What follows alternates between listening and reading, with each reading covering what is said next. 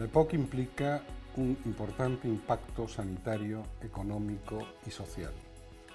Soy Julio Ancochea, jefe del Servicio de Neumología del Hospital Universitario de la Princesa y director de la Cátedra Universidad Autónoma de Madrid, GlaxoSmithKline, Respiravida, medicina respiratoria centrada en el paciente, de la investigación a la vida diaria. Hoy, 15 de noviembre, Día Mundial de la EPOC, vamos a hablar de esta enfermedad.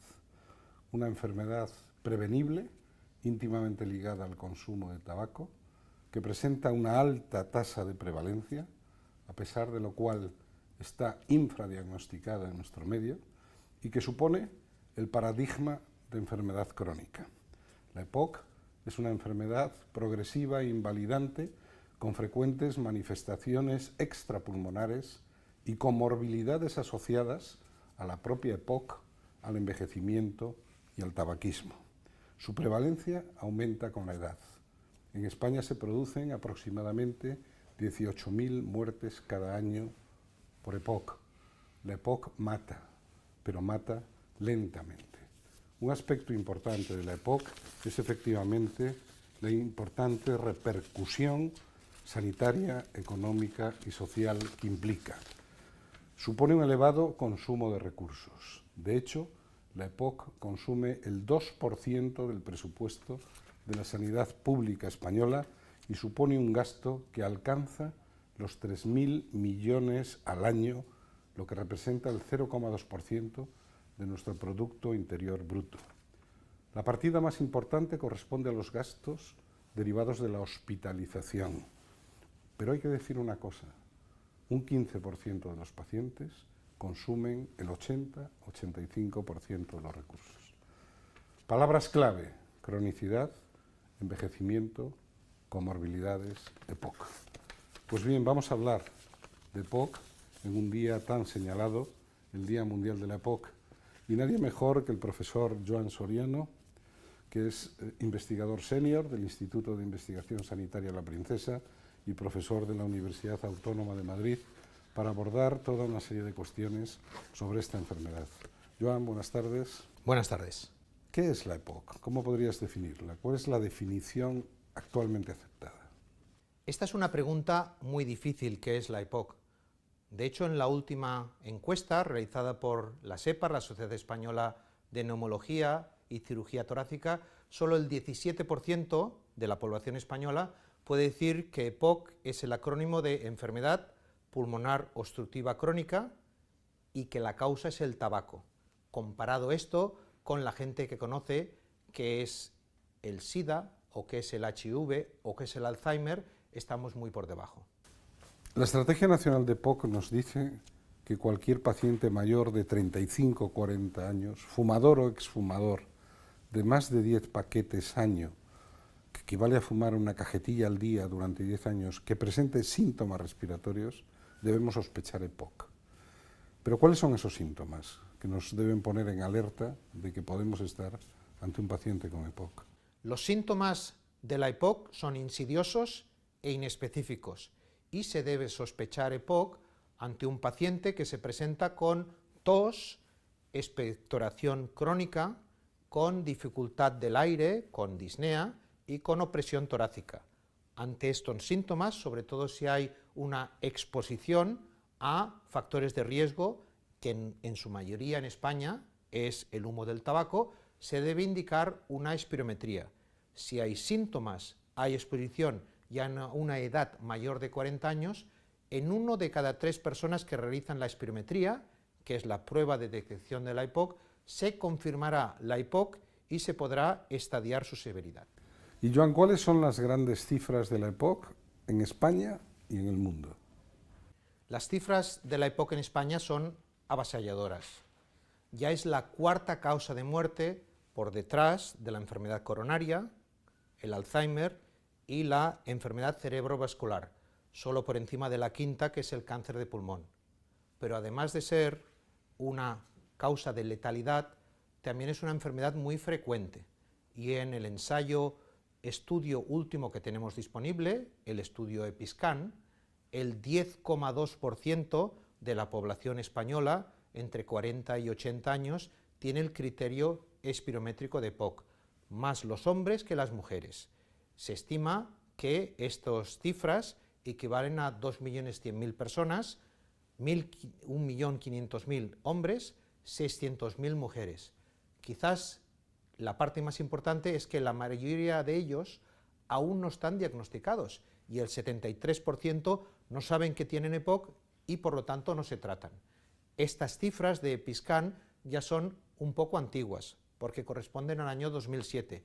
Es por ello que aquí, en el Hospital de la Princesa y en 19 centros de España, ya está en marcha el estudio EPISCAN 2, que es el nuevo estudio de prevalencia de EPOC en España, financiado por los laboratorios de GSK y, como novedad, en el año que viene, en el año 2018, tendremos la distribución de la EPOC en cada una de las 17 comunidades autónomas de España. Seremos el primer país del mundo en el cual tendremos la cifra de la distribución de la EPOC y de sus determinantes en todos los rincones del país. La EPOC es el paradigma de enfermedad crónica, ¿no? Pero presenta múltiples comorbilidades asociadas. ¿Me puedes hablar un poco de estas comorbilidades?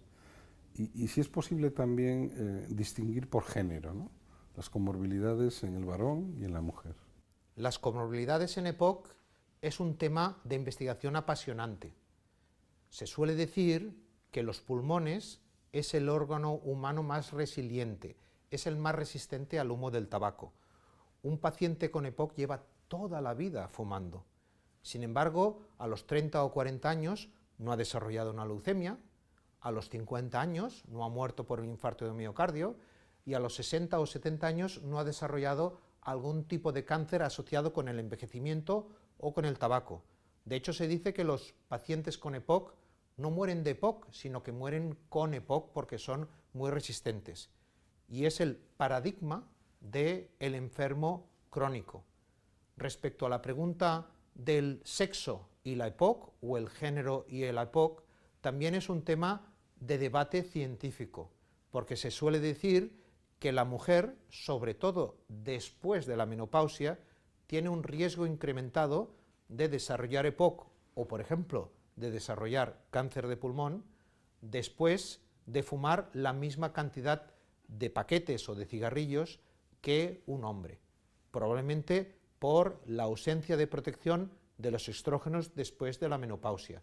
Y incluso hay estrategias para identificar la EPOC en la mujer o tratar la EPOC en la mujer diferente de los hombres.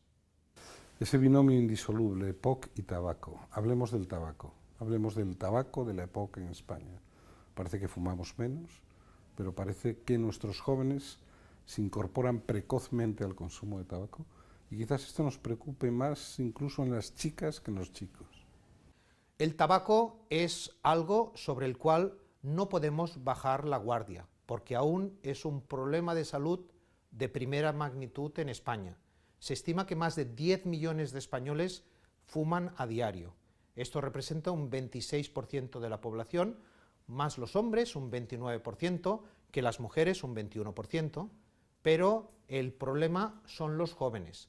Respecto a los adolescentes, ya fuman más las chicas, un 18%, que los chicos, un 17%, pero en particular los niños de 10 a 15 años ya fuman más las niñas, un 4%, que los niños, un 2%. La clave en el tabaco siempre es impedir la primera calada, el primer cigarrillo.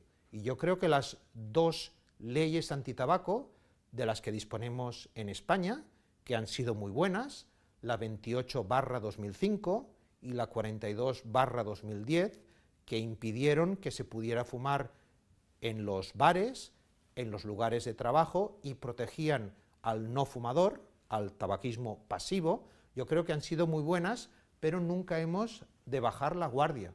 Se han de seguir implementando y sobre todo con las nuevas evidencias que tenemos de el tabaquismo de tercera mano, aquel que una vez que hay un fumador pues se queda sobre los muebles o en la ropa o dentro del coche y los niños pueden absorberlo directamente sobre la piel o tocarse y llevárselo a la boca e ingerirlo, o incluso el tabaquismo de cuarta mano, que es el tabaquismo asociado a las colillas. En las colillas se concentran más de 2000 sustancias químicas en el filtro del cigarrillo, y hay más de 10 billones de colillas generadas en el mundo cada año, lo cual contamina bosques enteros y océanos enteros, y esto hace una mala salud planetaria. Entonces, todo este concepto, desde el tabaquismo primario del fumador activo hasta el tabaquismo de cuarta mano de las colillas, es algo que entre todos no podemos y no debemos esperar a que el Ministerio o los agentes de salud nos los obliguen. Podemos ya incidir de manera individual y activamente. Joan, tú colideras con Esteban Fernández un proyecto europeo realmente atractivo, el TAX-SH, ¿no? Un proyecto de Horizonte 2020, sobre tabaquismo pasivo y cigarrillo electrónico. Este es un tema de especial actualidad. Me gustaría conocer tu opinión. El cigarrillo electrónico es una nueva estrategia de las industrias tabacaleras para diverger la industria del tabaco. Por ejemplo, hace apenas 2 semanas ha surgido una nueva fundación, la Fundación para un Mundo Libre de Tabaco, la cual su objetivo es eliminar el tabaco antes del año 2050. Este es un objetivo muy loable. El problema es que detrás de esta Fundación para un Mundo Libre de Tabaco, el único financiador es Philip Morris. Y Philip Morris es la industria del tabaco más potente, que genera marcas como Philip Morris o Chesterfield. Y es algo que confunde a los investigadores y al público. Hoy, 15 de noviembre, es el Día Mundial de la EPOC. ¿Qué mensaje, con motivo de este día, querrías transmitir a la población general, a los medios de comunicación, a la sociedad, a la comunidad científica? La OMS y la iniciativa Gold nos recuerdan hoy miércoles que es el Día Mundial de la EPOC, y en particular el lema de este año es las múltiples caras de la EPOC, sobre todo porque la EPOC se está diversificando. El fenotipo de la EPOC, cuando yo era estudiante de medicina, en la facultad nos decían: piensa en EPOC cuando tengas esta tríada: hombre, mayor de 65 años y fumador. Pues bien, actualmente la EPOC se está feminizando, y en muchos servicios de neumología o de medicina interna las mujeres ya son igual o mayoría. También la EPOC se está rejuveneciendo, y la mitad de los pacientes con EPOC en España ya tienen menos de 65 años, con lo cual aún están en edad laboral. Pero además está el problema del tabaco. En España, más del 80% de la EPOC está asociada al tabaco, pero en Asia, o sobre todo en África, mucha parte de la EPOC está relacionada con otras exposiciones. La clave también es la cara de la EPOC. Estas múltiples caras ya no son solo el enfisema o la bronquitis crónica, lo que nos hablaban antiguamente de el soplador rosado o el abotargado azul. Ya existen diferentes fenotipos de la EPOC asociado a enfermedad metabólica, a osteoporosis, a cáncer y a otros que hacen que el tratamiento de la EPOC pueda ser y llegue a ser más personalizado. La verdad es que nos queda mucho camino por recorrer, ¿no? Todavía no se ha democratizado del todo la espirometría de calidad en los centros de atención primaria. La enfermería quizás no ha asumido el papel que le corresponde en la prevención, diagnóstico, seguimiento y plan de cuidados integral del paciente con EPOC.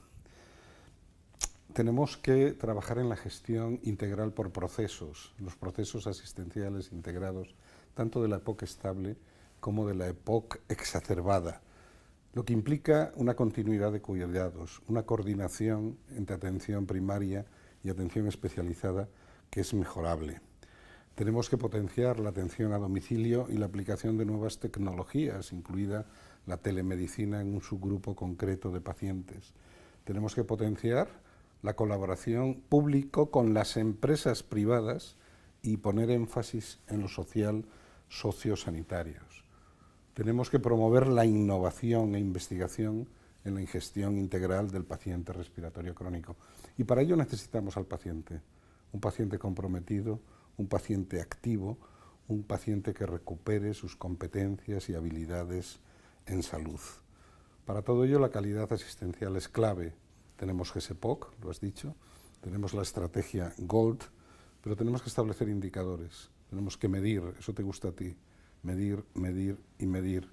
Indicadores de estructura, indicadores de proceso, indicadores de resultado. Pues bien, la cátedra One Respira Vida precisamente quiere luchar porque todo esto sea una realidad. Quiere dar vida a la vida de los pacientes con EPOC. Quiere que nuestros enfermos respiratorios crónicos, realmente respiren vida.